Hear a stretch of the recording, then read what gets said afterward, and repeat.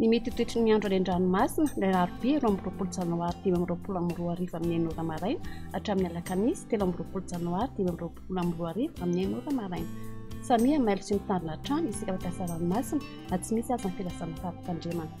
Manomoro-tsiraka atsinanana tanjo miboba omby hatrany amin'ny tanjona ankotsy. Anorona tandrifin-drahona mahalana indrindra ny alina. Avy atsimo atsinanana ny rivotra ka ho sivy hatramin'ny 70 km isan'ora. Adiny mpanonja nanonja be ny ranomasina. Avy onja ray hatramin'ny 20 metatra. Tanjona ankotsy hatrany manoro. Anorona tandrifin-drahona mitsitokotoko.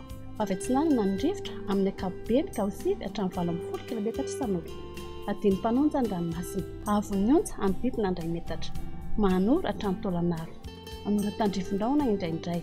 Avy atsinanana avadra atsinanana ny rivotra ka ho sivy hatramin'ny 70 km isan'ora. Adiny mpanonja nanonja be ny ranomasina. Avy onja ray hatramin'ny 20 metatra.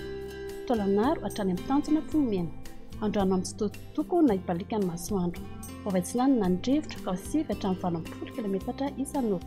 Hatratra 20 km isan'ora rehefa manalavitra ny moron-tsiraka. Anonja be ny ranomasina. Avy onja metatra. Manomoro-tsiraka andrefana. Tanjo mivoamena hatrany amin'ny tanjona ankapo. Anorona tandrifin-drahona mety arakotrika indraindray. Avy atsinanana na tsy matsinanana ny rivotra ka ho sivy hatramin'ny 70 km isan'ora. Hatratra 20 km isan'ora any atsimon'ny ampania.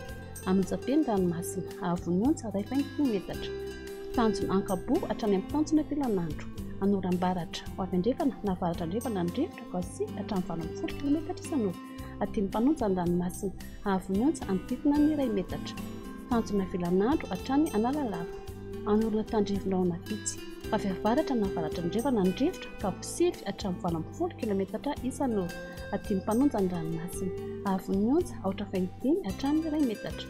Analalava hatrany amin'ny tanjona bomba omby. Anorona tandrifin-drahona mety arakotrika indraindray. Ivaova mitsoka ny rivotra ka ho sivy hatramin'ny 70 km isan'ora. Adiny mpanonja ny ranomasina. Avy onja aotra 25 hatramin'ny 2 metatra.